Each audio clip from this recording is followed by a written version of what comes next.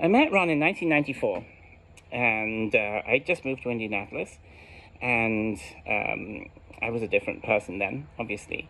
But the Massachusetts Avenue, well, it was a bit of a mess. Inside the theater was even messier, admittedly. But there was something about that building. I was there to rehearse a play called Out of Order, which was directed by Rock Mears. And but everything, the minute you stepped into that building, it just exuded fun and creativity and energy. It was such a positive place to be, even when you were rushing around building sets at the last minute. And Ron was an almost constant influence there. It was almost constant presence.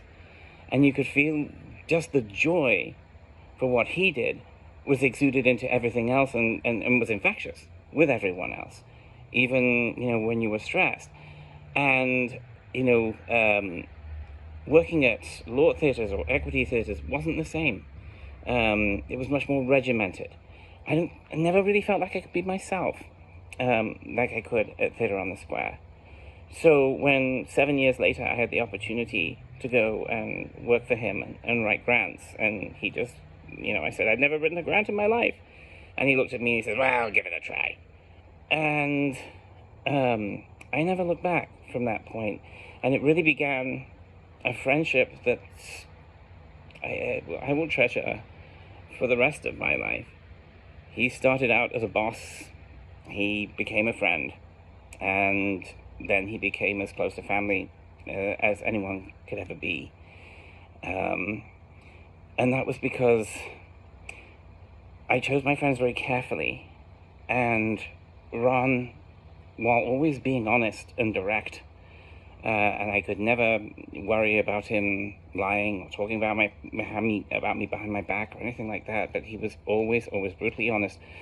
But he always let you know that he supported you in anything you wanted to do. And sometimes, he could be pretty brutal in his criticism. But he was there for me in some of the biggest decisions of my life. I was the first one he was the first one I came out to, really. He was the first one I came out to. I just didn't trust anyone else with the information at the time.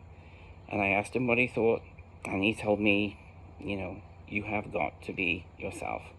And he said, I've known it for a very long time. And that was how perceptive he was. Does it bother me that he doesn't have, right now, any kind of a memorial on the avenue that really he helped turn around? When you think about it, that avenue was a completely different place when Theatre on the Square moved in. And now look at it. So, he was one of the quintessential people responsible for that. And I don't want people to forget him. And I don't want generations to come to forget how that avenue came into being. And, there are people like him, the founding artistic directors, the people with vision and strength, and the courage to do something that Indianapolis had never seen before. That was Ron.